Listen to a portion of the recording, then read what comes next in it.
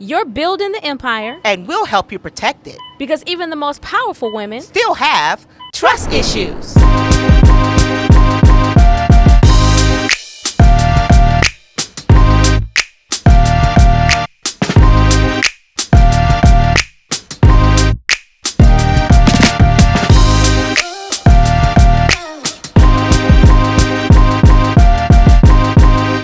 Hey, it's time for another episode of Trust Issues. Yes, I'm excited. Another episode. Yeah, this is a special one today. Yes.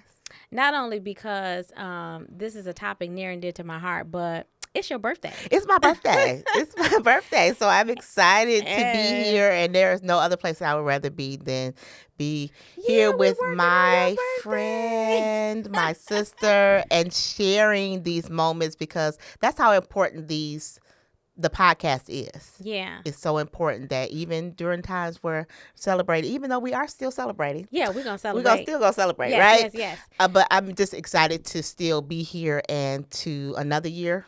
Thank God for another year. Praise but God. Most of all, I'm just thankful today to be able to share some valuable information. So I'm excited about that too. Yeah, I'm excited too. And let me say, girl, you are looking especially fabulous. You know, I have to put everything is on point. Makeup, hair. I have to put my best foot forward, right? Right. Yes. So let's get into it. As we start this episode today of Trust Issues, I am your host, Erica Hall. I was going to say Reverend Erica. I am your host, Erica but that Hall. You are, right? Of EH Wealth Advisors, and I'm here with my co-host. Yes, Urenia Ricks-Johnson. I'm your estate planning attorney, and I am the co-host helping you with the legal side and legal information. And we have our excellent host, Erica Hall, that's giving you your financial management and financial tools that you need. Yeah, because everybody don't know that they can have a financial advisor. Mm-hmm. I think that's just for, I don't know what they think it is for, but it's not typically, once they hear what it's all about, they're like, yeah, I need you on my team. So yes, we call ourselves the Dream Team. This is the Dream Team.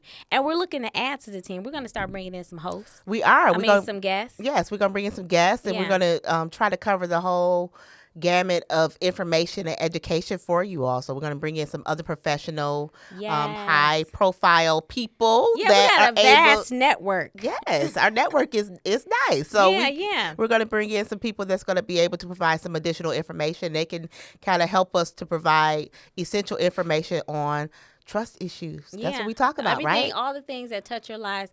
Because if it's not something that we do, we know someone that we trust to refer you to. That we right? refer. And our word is our bond. I was just even thinking about that this week. I had just doing referrals and just making sure that people trust, who I'm giving them to work with and who to respond with, because I take that personal. Oh, I follow up. Yes. Did they call you? Exactly. And what did they treat you right? Did they do it? Yeah. Did they do what was right? Yeah. That's important. Yeah, very much. Good. So, okay, so let's get into it. I wanted to talk today about this legacy by design, designing your legacy. I read somewhere that a legacy is actually the imprint that you leave on the future. That's powerful. I'm going to say that one more time. It's yes, the say imprint it again. that you leave on the future. And what you leave behind. And people don't understand how far that goes. Yeah. So many generations beyond you. Yeah. It can go good or bad. Right. It goes beyond you, but that's really what your legacy does. So with that being said, you could either design your legacy or you could leave a legacy by default. Yes. Right? Because we see both, either right? Either way, you're going to leave a legacy. Either way, you're leaving it, right? Either way, you're going to leave a legacy. So I would rather design my legacy, have some say-so, like you say, instead of the judge determining how your assets are distributed. And you can start now. You can start now because sometimes it can be the intangible things. It could be the things that we value, the things that we hold or deem as important, that we promote and lift up before our family and friends, and they're like, oh no, we know she stands for this, and this is the kind of reputation or legacy that she has. Last time we were talking about the different phases of life, like that first phase being that seeking phase, and then the knowing phase, and then where we consider ourselves in the mastering phase.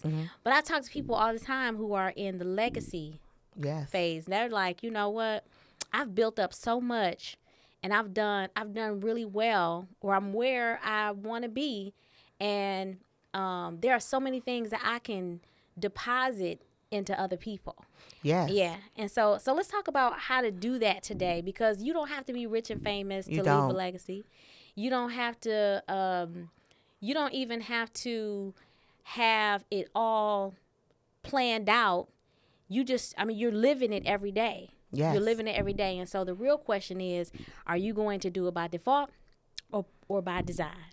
And we are here to help you to try to do it by design. Yeah. You know, I tell my clients all the time when it comes to estate planning that plan or those items are your last letter or last legacy that you're leaving for your family. Right. Friends, loved ones, you're leaving that for them. So you're leaving something, like we said. So what are we leaving? But we have a case study today. You want to talk about that? Yeah. Go ahead. Yeah, we have one. So let's talk about that. Of course, my computer goes out as soon as we say that. Right. Okay. Let's go.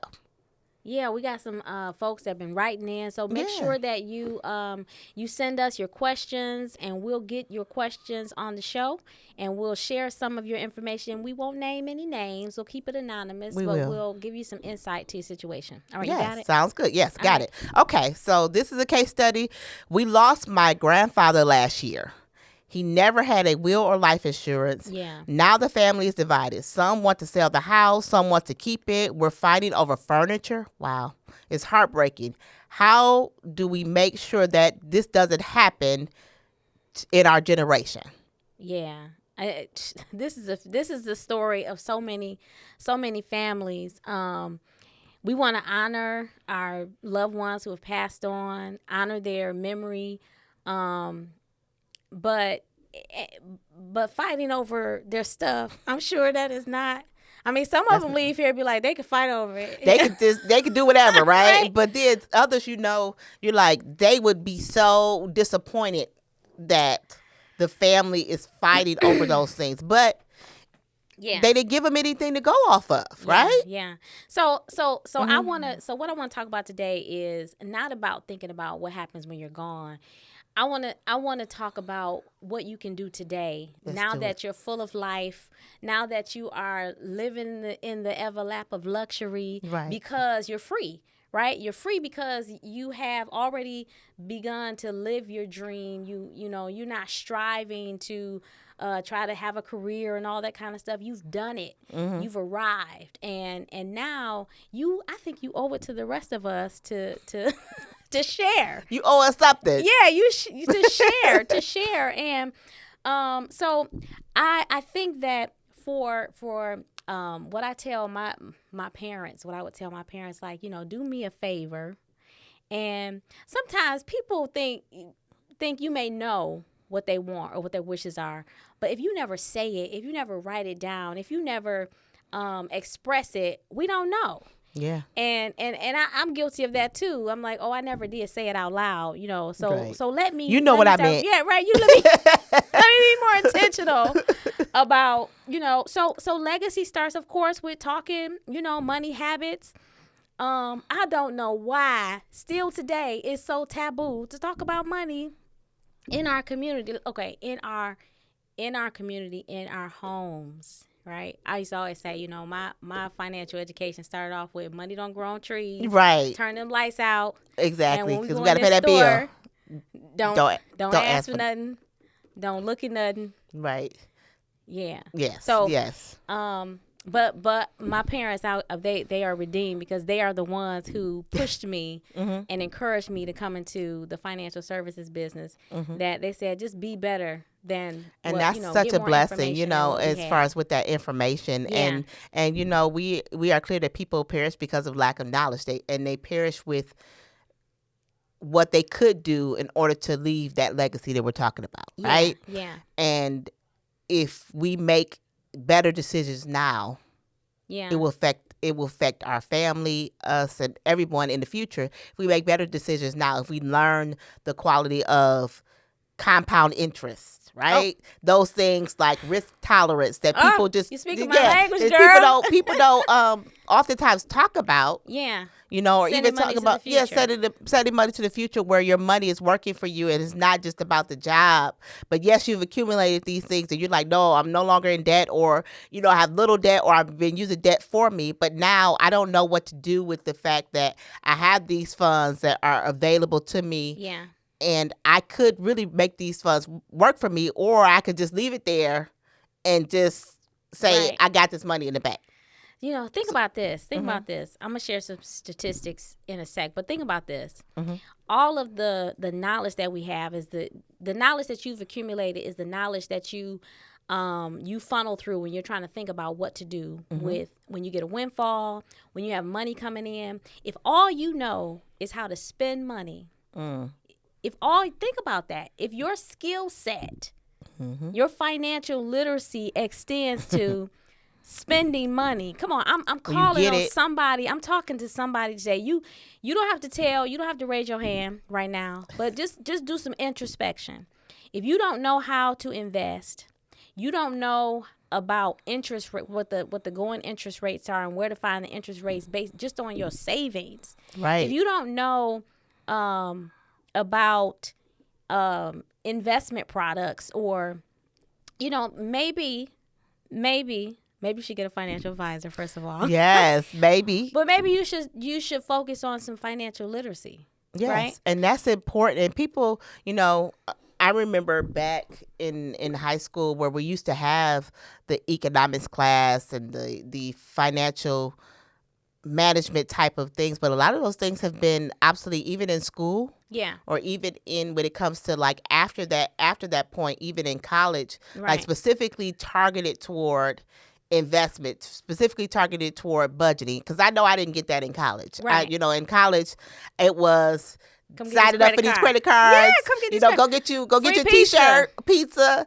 and you get you a good credit and get you a good credit card, right? Knowing that you didn't have a job to pay any of it back. The Student Union restaurant where out at Alabama State, it closed. They stopped cooking at like 6-7 o'clock sometimes, and so they come on the campus with free pizza. If you sign up for a credit card, we're gonna sign up. You're gonna sign up for it, right? Yeah. So I'm thinking about. Here's the statistic that I want to share. So I was reading recently about how the dollar circulates in different communities. Okay. In the Black community, 6 hours. In the white community, like 14 days. In the Asian community, 3 weeks. In the Jewish community, a month. Those are stifling statistics. Now, there are so many. There can be so many reasons why. I'm not going to get into it because I haven't done the research. I don't know. But we can all do our part, right? We all can do our part and figure out how to plan and how to keep some of that wealth or that income within our household, within our family. Right. And part of it is by having a budget, by having a spending plan, right? By directing where funds. You mean we have to spend? We have to have a plan for spending. Have a plan for spending. Really? I think I talked about having the spending projection, like projecting your spending out for the whole year. I've had a couple people tell me that they do that, but to me, if I could take a look at the entire year of where everything is going to go for over the next 12 months, even for those periodic, annual, biannual, property income, tax, whatever payments, man, that is so empowering because I have people never fail. I have people tell me all the time at the end of that 12 months, not at the end of the time, but the projection. Okay, on this paper it says I supposed to have like $5,000 a year left over. Where's that at? right, because you didn't follow the plan. you deviated. I'm telling you, I'm a shopper. I love to shop. You have a boutique. Yeah. So if you don't have a budget, you of course you can afford that. Dress, those shoes, whatever, that TV, that new phone. Right? if you haven't budgeted for it and planned for it. And so I think the first step is teaching your family to have some investment knowledge, talking about money, talking about finances around the dinner table, right? Making it just part of how y'all roll, how you operate. Yes. That your your young folks or your children or whomever, they don't feel like they're gonna be shut down if they come ask you about some financial information. Yes. I told you I had some student interns, and I asked all of them. They were high school seniors from Southfield A&T, right? Mm-hmm. And I asked them where did they get their financial information from. And one of them even told me that they knew their mom had a 401k or something. She worked in the automotive industry, and they all said Google. Google's powerful. Google. Google is powerful. People, that's how they get, nowadays that's how they get that information. And like you said, establishing those things, even when it came to credit cards, I was determined, even with my girls as they got older, and even with my son, I was determined to tell them the story that we just shared about the credit cards. Yeah. And letting them know, hey, so when it was time for them to get credit cards, because I shared that information with them, I told them, and we had a conversation about credit cards, debt, all of those things, even when they are offered new credit cards. In fact, I just had a conversation with my daughter Monica the other day, because she said American Express offered her the purple card, right? Uh-oh, right? The reserve card. And we went over the pros and cons of it. And we discussed, whether she should get it or not, and things like that. And then we also discussed the possibility of even just adding her to mine, reserve card. Yeah. And, if the benefits are just based on that, or if it's based on the spending, can you control, your spending if you do get more? Because she's like, they increased my limit again, And so we had those conversations. But being able to have those conversations, because nobody had those with me in my 20s. Yeah. Nobody had those important conversations. Yeah. About credit cards, those, about which one to get, which one not to get, which one to get for benefits. Also understanding what you have in savings and your spending. Yes, good. Things like that. So I think that we owe it to have those conversations, like you said, those healthy conversations within our family, and don't make it taboo. Don't make it where it's something that we shouldn't discuss. I think it should be a topic of discussion. Even when we're thinking about making a financial decision, you need to have those trusted conversations and have one way or the other. Even if your children and parents, even if your children decide to do something that you've advised them not to do, you need to keep that open door and don't say, "Oh, I told you not to do that," type of thing. Oh my goodness. Let's have the healthy conversation. Because they will sneak and do it. Yes, and do it. Even if they do it, sneak and do it, but they'll do it and not tell you they did. Yeah, and then but still be that safe space. That's my recommendation, and I try to be that with my daughters, even when they do something. I'm like, oh, I'm cringing, like, oh, you should have did that. You should not have did that. But just understanding that if we are creating a legacy and we are doing that by design, we need to have those healthy conversations, even if they are uncomfortable. Right. So that means, like, don't wait until it's a crisis. Yes. To talk about it, right? You plan for the crisis. You put those things in place, and so then that means that you're actually. I like to have family meetings. Okay. Designated family meetings. Now, we've gone so far as to creating a family LLC. Okay. Because my children were so set on starting a business. And so they wanted to do it. They wanted to do it. Started a family LLC, and the hard part is sticking to the meetings, right? Sticking to the meetings, but making you mean you have regular meetings? Regular meetings, right? Regular meetings.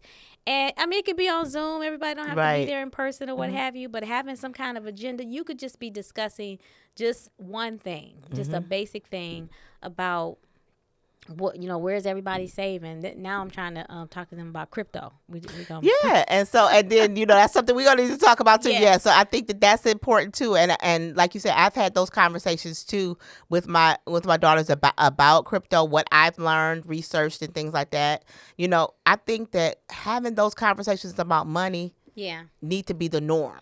Definitely. And then the stuff that's not so comfortable, the life insurance, Estate planning, where everything is located. And we're gonna get it. We're gonna definitely get deeper into that over these next couple podcasts of Legacy by Design. We're gonna dig deep into making sure, because this grandfather should have never not had a estate plan. Yeah, that's a no. That's a no. Help me. Help me.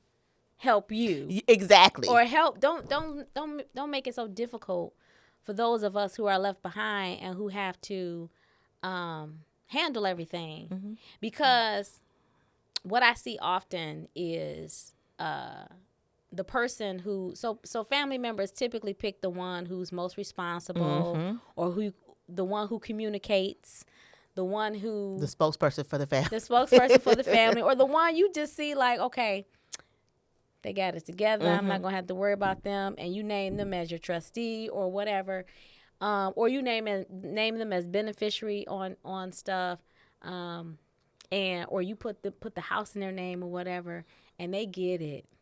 They get it. They get the brunt of everything, as opposed to you writing down and I tell my clients all the time, you could be as specific as possible. You know your family. Yeah. And when we talked about the default part of it, this grandfather in situations where he knew his family. Yeah. So plan for that, because you know your family. You know your family dynamic. You know who's not going to get along, who's not going to. So you want to be able to say, listen, this is what I want. I don't want y'all fighting over this. I don't want y'all doing this. I want y'all to, you have that power, and we have to make it normal where we tell people that legacy is your power. It is. Right? It's your asset. Yeah. It's your imprint on the future. That's so true. I think, you can definitely talk to the second and third generation by just the planning that you've done. And you can speak to that. But you know what? And I think that people don't understand, as far as when we see people that are living, and I remember the term trust funds when I was younger, and I never knew what it was until I became an attorney, like what that was. And people say, well, they had a trust fund. A trust fund is that great grandfather set up a trust. Yeah. Yeah. Right? Right. So that's how you had a trust fund, and the trust was funded because they had someone like with some Erica life Hall insurance that was in place that guided them on how to fund their trust. And the life insurance policies were in the $500,000 or $1 million. They weren't $25,000 policies just to bury the person. Yeah, so they were substantial, and they had built that up over time, and then that left the legacy that people are living on from generations, so many generations prior to. But we have not been our claim to fame. I remember having a conversation with an individual that told me that our legacy, and it was actually a pastor that said that our legacy should not be to our kids that we're leaving, should not be a fur coat. It shouldn't be, but in our community, we like, okay, who gonna get the fur? Who gonna get the rust? Exactly. Who's gonna get something that's really superficial, as opposed to something that's gonna provide the imprint for that person ongoing. Yeah. The fur coat, you can wear it, whatever. But I'm not saying that doesn't provide value. Yeah. But something that a legacy where you can see it going on from generation to generation. That's what we're talking about. Yeah. Right? Yeah. We're talking about something that keeps going. Because you can't argue with the beneficiary on what have you. You go to court as you want to, all you want to, but if it's in black and white. Yeah. And if, the legacy that that you pass on is not only financial literacy, but laying up your treasures in heaven and having a relationship with God. Amen. And because you have demonstrated the capacity to do all these things, then I not only do I identify that you're the responsible person, but you're going to be all up in you're going to be my trustee, my executor, my estate, those kinds of things. And so I think that, but it's our responsibility to prepare them to receive the inheritance. And then and then that's where the detail comes in, like the design comes in. Yeah. The design can come in where I've seen where you can leave instructions that they have to complete a financial course with Yes, Erica Hall. financial They literacy. have to do before they receive the inheritance. Yeah. So those are things, like I said, by design, because you know the people that you're working with, you can design it however you want to. It could be a fabulous designed, architect built out to the T thing, or it could be a default where it leaves things in shambles. Design is so important. It's so important because you can design by designing, going back to the family meetings, you can design this when you're when you meet and you all are, and you're just having regular conversation about life. Right. You are then instilling, you could have a devotional before, at your meeting, at your family meeting. It could be at a restaurant, and you all just making it part of how you all get together. Don't leave the tough conversations for the crisis, because make it normal. It should definitely be a part of what you do, because then once you start having those conversations and you start seeing that you're growing towards more advanced stuff, now you're ready for a family investment group. Yes. Right? Or like we talked about, a family LLC. I hope we can get into that. Yes, we could definitely talk about that. We can get into the family LLC, and some people make that a part of their plan. Yeah, or even make that their plan. Yeah, where the family is involved in the business, the family business, so they receive those benefits within that business, but they're actually working in some capacity in the business where it keeps going on. Once again, generation to generation. We're talking about designing. Yeah, so maybe it's some folks out there who may need some help. Okay. We have some tools that we will definitely share with you. We're going to put them in the chat. Follow us. Yes. Like the podcast, and make sure you subscribe to everything that we're doing, because when you join our community, you're going to be a part of the dream team. We're going to make sure that you get access to all the things that we're going to share throughout this time. So I think that wraps us up today. Well, did we answer the question for the grandfather? What should he do? The grandfather, what he should have done, or what can the family do? Yes. What can the family do? The family can stop fighting, right? But at this point, they're going to have to go to court. At this point, they're going to have to go to court, and the judge is going to have to decide how these things are going to be divided. And as we talked about previously, they're going to go through the laws of intestacy to kind of see how things are going to be distributed based on the family dynamic of the children.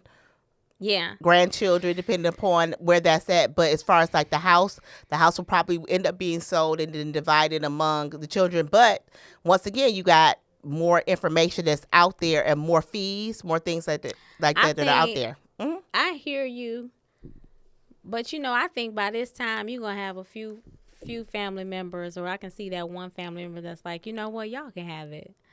I'm done. I don't want to, like, I was just talking to someone the other day who they were selected to be the decision maker, and everybody in the family just stopped talking to them. Wow.